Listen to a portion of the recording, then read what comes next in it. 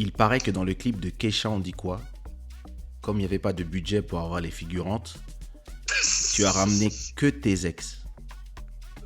Non, c'est faux. Par contre, il y avait que les ex. Enfin, je sais pas si je peux le dire à l'antenne. Je ne sais pas si je peux le dire à l'antenne. Après, c'est toi qui peux me dire si je peux le dire ou pas. Je peux le dire. Je sais pas ce que tu vas dire en fait. Comment tu me mets dans la sauce? Je sais pas ce que tu vas dire. Je sais pas ce que tu comptes dire.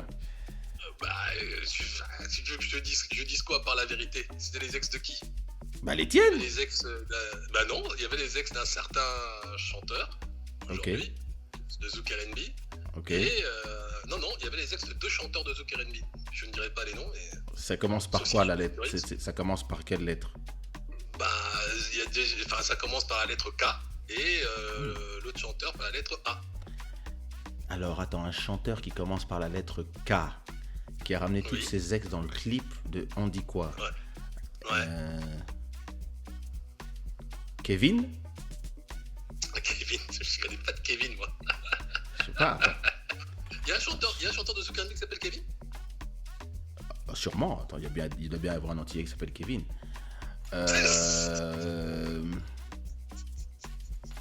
Un chanteur de Zouk R&B qui commence par la lettre K. Ah ouais. Ouais, je te laisse. Ah, je sais.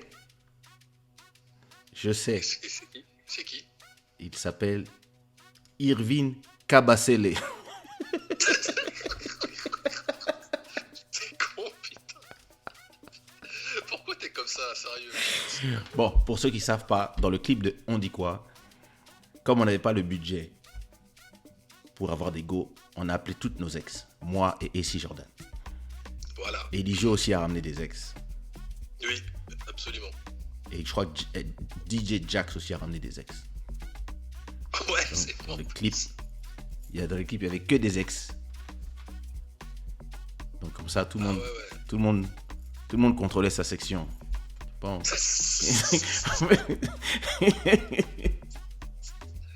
She was crazy. C'était un vrai bordel. Mais sur le clip, pour parler, très sérieusement,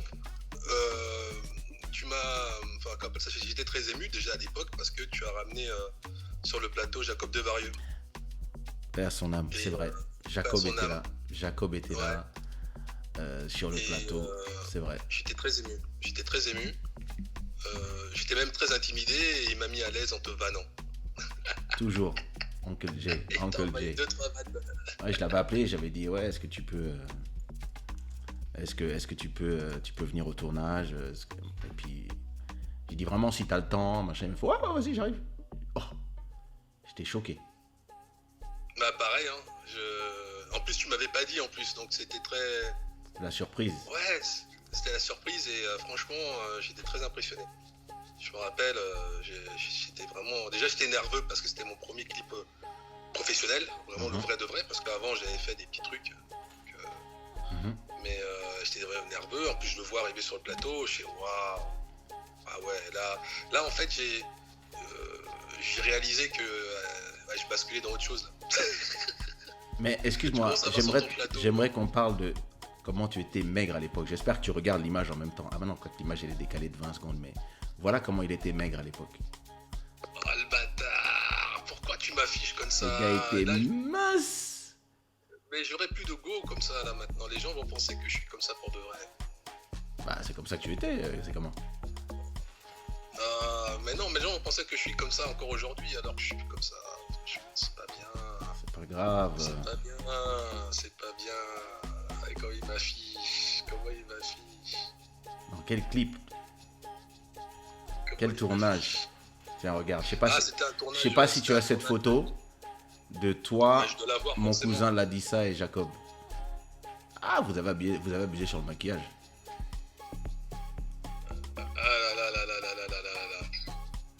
Attends, je suis pas encore au niveau. J'ai l'image, mais en décalé. Ouais, je suis en train de voir que vous êtes décalé encore. Ça arrive. J'ai l'image, mais en décalé. J'ai l'image, mais en décalé. Mais c'était une vraie époque. C'était terrible. C'était vraiment un tournage une vraie incroyable. époque. C'était un tournage Ouais, incroyable, surtout le fait que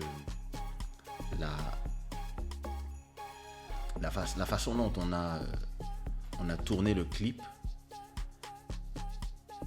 Ouais, la façon dont on a tourné le clip, c'était n'importe... Enfin, pas n'importe quoi, mais franchement, c'était épique parce qu'on a dû galérer pour trouver les lieux.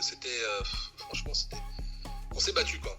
Et même au niveau des concepts, parce que ça aussi, il faut bien raconter aux gens, c'est que moi, je t'avais proposé en fait de faire quelque chose qui était inédit dans le souk R&B. C'était au lieu de prendre des danseuses, c'était effectivement de prendre des figurantes, mais de toutes les cultures.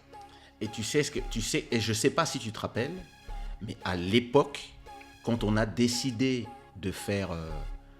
bon, ceux qui parlent anglais, those who speak English, I'm sorry, on a changé, on parle en français. Mais désolé. À l'époque, parce que Phil, malgré après 40 ans, me parle toujours pas anglais. I'm so sorry. Oh, c'est pas vrai, c'est Jubilin ce yes? soir. Oh, let's speak English then. Oh. If you want, but it's 3 o'clock in the morning, so... My English is... Yeah, my English is bizarre. Yes, it's bizarre. Alors, ce qui était génial, c'est que...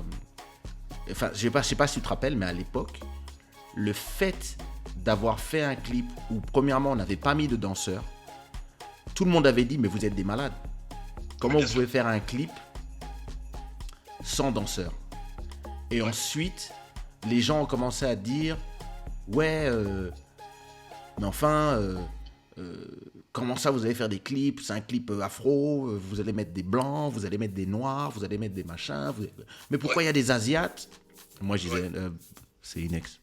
Mais c'est l'ex d'un tel. Et les 10 là-bas, ce sont les ex de Phil. Et là-bas...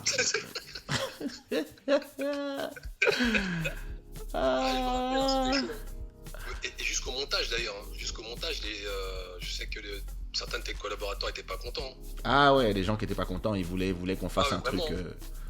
Regarde, on avait tourné en Super 16, hein. C'était pas les... En Super 16, hein. Et on t'avait dit, ouais, t'as gaspillé l'argent, rappelle-toi. Ouais, t'as vu?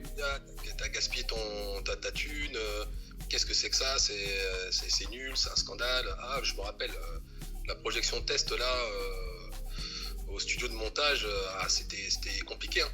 Ah ouais, les gens n'y croyaient pas du tout. Ils n'y croyaient pas. Hein. Et puis les gens ne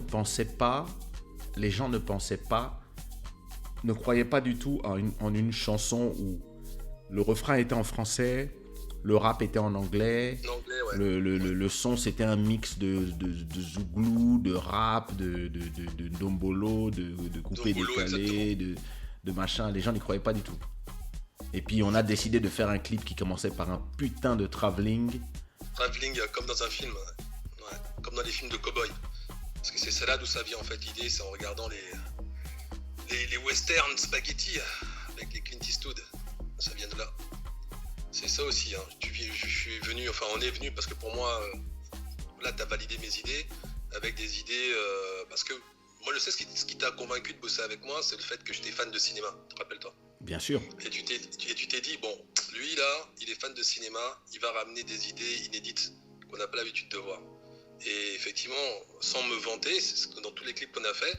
Moi encore, on m'a effectivement reparlé de, si tu veux, de moi, à cause des plans où tu es sous l'eau, en train de te doucher.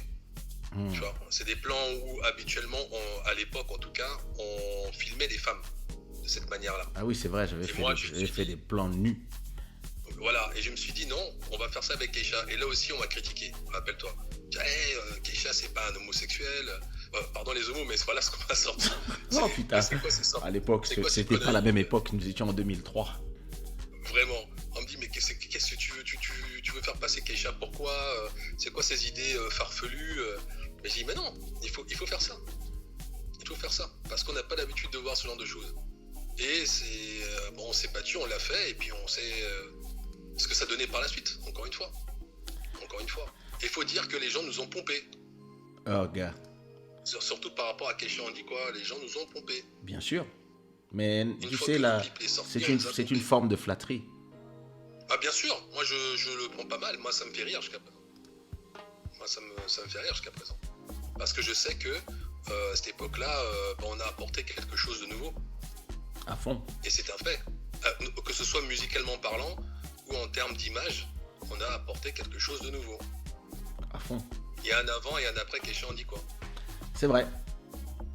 Donc, pour répondre aux gens, parce que la question venait de là, c'est ça qui fait, je pense, effectivement, ma satisfaction. C'est qu'est-ce que ça me fait? Voilà, on a répondu en fait. Ça me fait que j'ai été avant-gardiste et j'ai apporté quelque chose. Après, il y a des gens qui vont dire que c'est faux, mais pourtant les faits sont là. Il y a un avant et un après. Kesha on dit quoi? C'est vrai. Les gens peuvent parler, mais c'est vrai. Comme je dis toujours, avez-vous un Kesha on dit quoi dans votre tiroir? C'est ça, fallait venir me voir à l'époque. Moi, maintenant, je fais plus ça. Maintenant, je m'occupe de Makita. Makita qui fait des super remixes. D'ailleurs, votre remix de BBMM est terrible.